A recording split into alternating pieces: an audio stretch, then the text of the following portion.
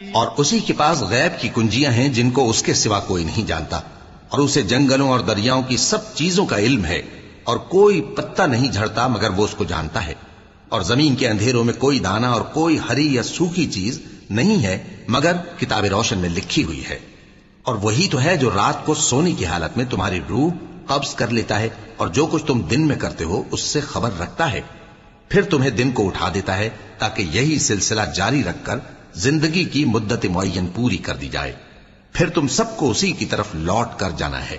پھر وہ تم کو تمہارے عمل جو تم کرتے رہتے ہو ایک ایک کر کے بتائے گا،